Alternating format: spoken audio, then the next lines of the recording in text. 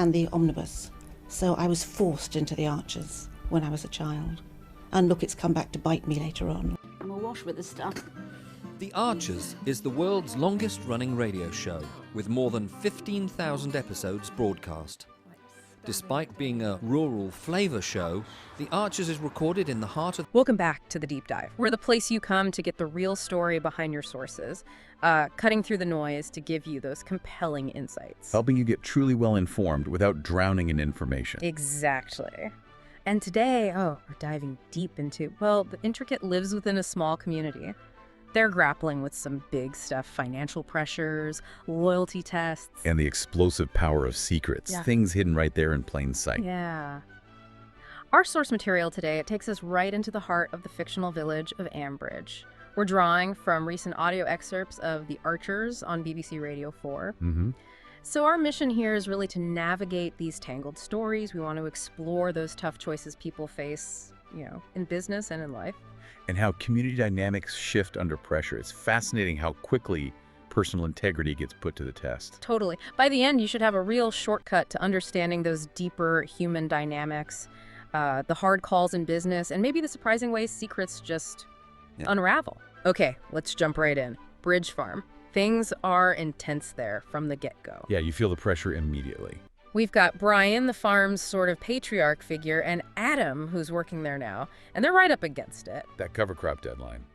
ASAP. Yes! Get the cover crop planted ASAP. Brian's even thinking, maybe I'll just do it myself. Adam points out, hang on, you've got other commitments. Right. And then Brian drops this bombshell. He's considering skipping the maize harvester service for the year, just skipping it. Wow. To cut costs, obviously. Yeah, but Adam pushes back. He says it's risky. Is cutting corners on vital equipment really wise? Which is a fair question, isn't it? Yeah. Short-term saving versus long-term disaster. Exactly. And it forces Brian to admit what's really going on. He confesses they have a serious issue with cash flow. So it's not just tight, it's serious. Seems like it. And this is all happening with wider anxieties in the background. There's talk about Justin's re-engineering feasibility study. Sounds like a major business restructure. Potentially unsettling. And the potential for agro board disagreements if Justin thinks about selling his shares. Brian's take, Justin has no conscience. Oof. Strong words. Sounds like trust is low. Definitely feels that way. And in the middle of all this tension, Brian pulls rank a bit on Adam. Oh, okay. He says, I have to be the one with the final say on anything financial. His reasoning, Adam isn't there permanently. He's got another job. Laying down the law, establishing the hierarchy there. Yeah, it's quite a scene. It really is. And what's fascinating, I think, is how that financial pressure immediately forces these incredibly difficult trade-offs. Right, like the harvester. Exactly. Brian's choice, thinking about sacrificing vital maintenance for immediate cash flow, it just illustrates this stark reality for so many businesses, especially farms. Yeah. Financial survival often demands these short-term compromises, but the risk is they actively undermine long-term sustainability. It's like walking a tightrope. Precisely. And the tightrope is cash flow. One wrong step. It could be devastating, not just for the equipment, but, for the farm's future yield, everything. That's a really powerful way to think about it. And these intense pressures, they directly lead to a huge moment for Adam, don't they? They do. A major turning point. He tells his brother Tom he's decided to hand in my notice at Bridge Farm. He even says, Pat is right, it can't go on, referencing his mom. Right. Pat's been worried, hasn't she? She has. Now, Tom, being Tom, he jumps straight to conclusions. Oh. What does he think? He assumes Adam's finally making his move, going back to run home farm permanently. He even calls him a fool for not admitting he was just biding your time till you got another shot at home farm. Ah, the cynical take. Always suspecting an ulterior motive. Pretty much. But Adam insists, no, it's a temporary situation. Yeah. He says he can't just watch Brian struggle. He's really firm about denying it's about making the home farm role permanent. So, duty over ambition, he claims. That's the line, yeah. And he sounds genuine when he says, I've loved working here at Bridge Farm. It's been brilliant. Interesting. And here's a twist. Brian, completely separately, decides he's advertising for a new farm manager anyway because Stella's never coming back. Oh, okay. So the timing works out, in a way. It does. So when Adam finally tells Brian he's quit Bridge Farm, Brian's reaction... Let me guess. Relieved. Beyond relieved. Pure joy. It's brilliant. It's absolutely brilliant. It's fantastic. Like a huge weight's been lifted. Wow. So Brian's happy, but what about Adam internally? That's where it gets complicated. He admits to this nagging feeling that I'm betraying Linda, the other person at Bridge Farm. Right, Linda Snell's daughter-in-law. Yeah. Loyalty conflicts. Exactly. He reflects on how his life was actually vastly improved by the lack of stress and responsibility at Bridge Farm. The easier life. But then he comes out with that line, home farm is where the heart is. That says it all, doesn't it? Yeah. This really throws a spotlight on that profound human struggle. It's the classic dilemma, really. Personal loyalty versus, well, perceived opportunity, or maybe just an inescapable sense of duty. Yeah. Adam's internal conflict, it's so relatable. He's torn, isn't he? Between the stability, the lower stress he found at Bridge Farm, that path of, like, personal well-being. Right. And then this powerful pull of family obligation. And, let's be honest, a place he clearly loves deeply, home farm. It's more than just a job for him. Absolutely. It's tied up with his identity, his history. The choice isn't just about a career path. It's about where he feels he truly belongs. Yeah. Even if that means stepping back into a, frankly, more stressful situation. Exactly. So yeah, for Adam, this isn't just changing jobs. It feels like a really personal reckoning. Driven by duty, loyalty, maybe that ambition Tom suspected. Maybe it is bubbling up now. Could be. It really makes you think, doesn't it? How often do people make huge life decisions based not just on logic, but on emotion, that feeling of belonging? All the time. Yeah. It's fundamentally human. Okay, let's shift gears now. Completely different setting. From the muddy farm fields. The cricket pitch. Yes, the village green. And things get really interesting here. Unexpectedly so. Okay, I'm intrigued. We meet Tom Archer again, Adam's brother. He's just finished a game. And he's being congratulated by Lawrence Harrington. Lawrence. He's the chair of a rival team, isn't he?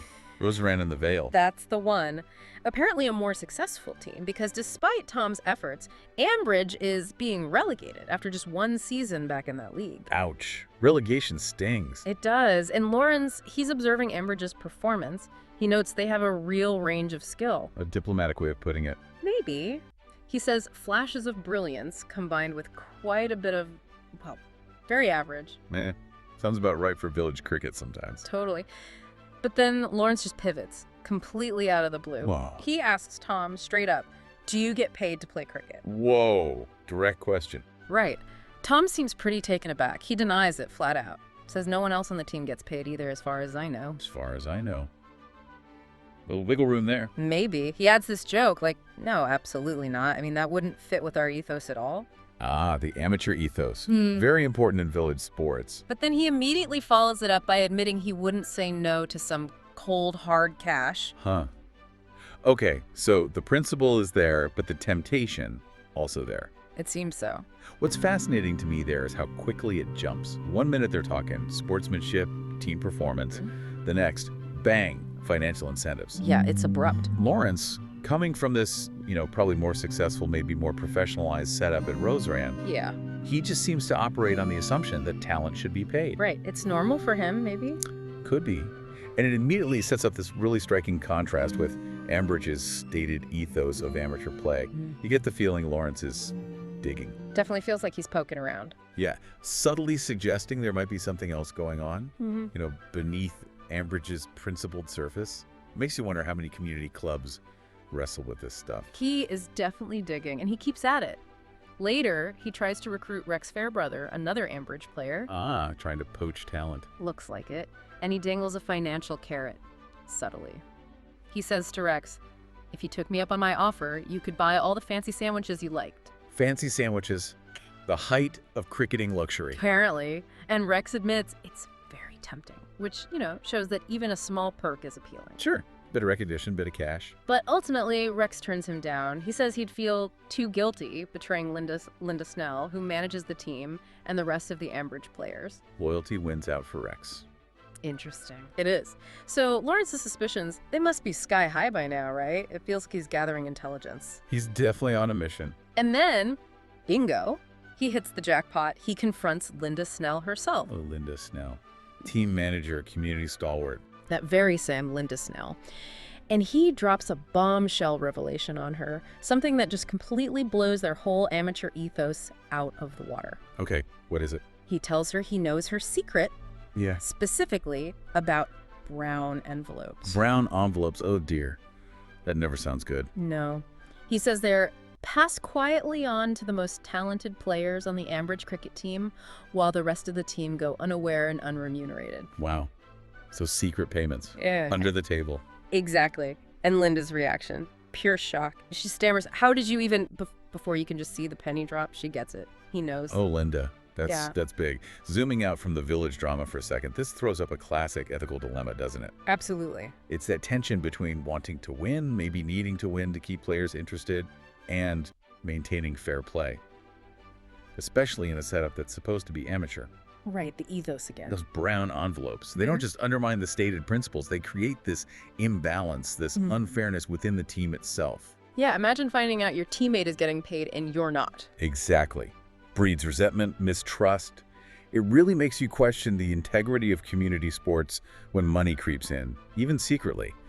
It suggests that, the drive for success can lead people to compromise their values, creates this hidden layer beneath the surface of, a simple village pastime. Talk about a curveball. Linda Snell, queen of the village fete, caught up in brown envelope payments. That's a headline you don't expect. Definitely not. But wait, there's more. This whole cricket payment secret, it doesn't just stay on the pitch. It's about to become a weapon. A weapon? How? In a totally different drama.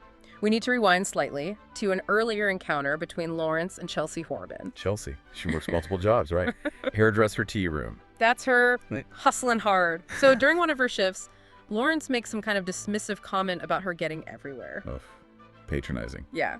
Chelsea doesn't take it lying down. She describes him as a male chauvinist pig. Good for her. And Linda Snell overhears this, or hears about it, and she's planning to take Chelsea's complaint about Lawrence to the Borsich Golf Association. Okay, so escalating it.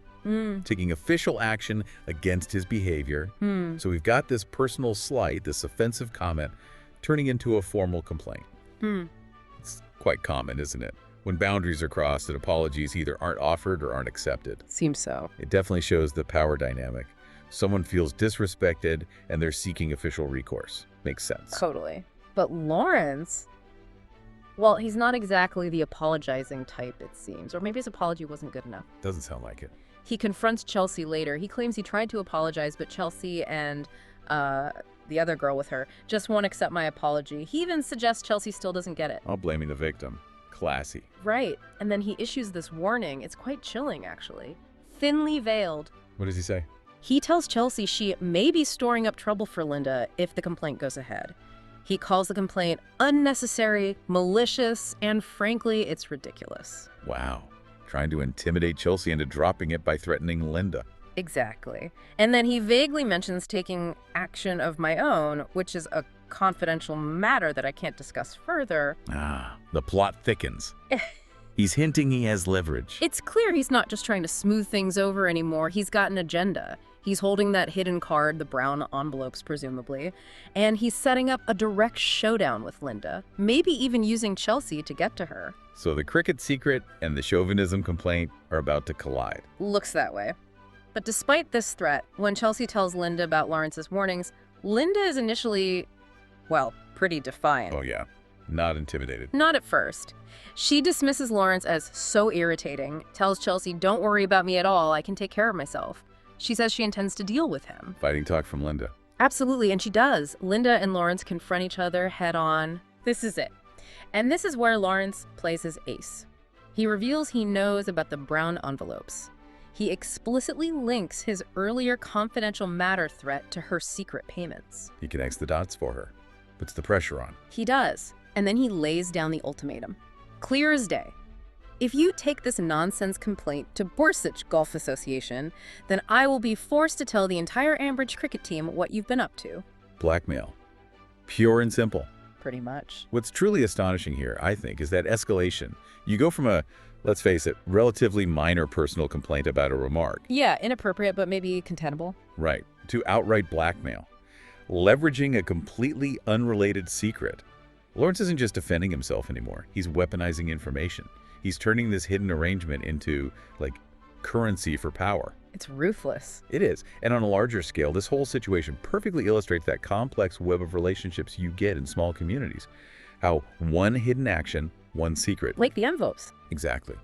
can have these far-reaching, totally unintended consequences. It could potentially destroy Linda's reputation, shatter the trust within the community she clearly cares so much about. Yeah, her standing is everything to her. It's a powerful example, really. How secrets, once they're unearthed, can just be used as leverage in these power struggles, turning personal principles or maybe past compromises into stark vulnerabilities. Talk about high stakes. Suddenly, Linda wanting to do the right thing, to stand up for Chelsea. Yeah, her principles. They come with this huge potential personal cost, very public cost. She's forced to weigh standing up for what's right against this potentially devastating scandal hitting her personally. It's a real moment of truth, isn't it, where those ethical lines get incredibly blurred by self-preservation, by the dynamics of community power. What does she value more? What will she do? That's the cliffhanger, isn't it? So, okay. We've really covered some ground today. We've navigated this landscape filled with intense financial pressures at the farm. The tricky balance of management and ambition. Yeah, Adam's whole situation. Then the complex loyalties tested on the cricket pitch. Rex's temptation. Linda's secret. And finally, that high-stakes ethical showdown between Linda and Lawrence. We've seen Adam grappling with his path, pulled by his heart, really.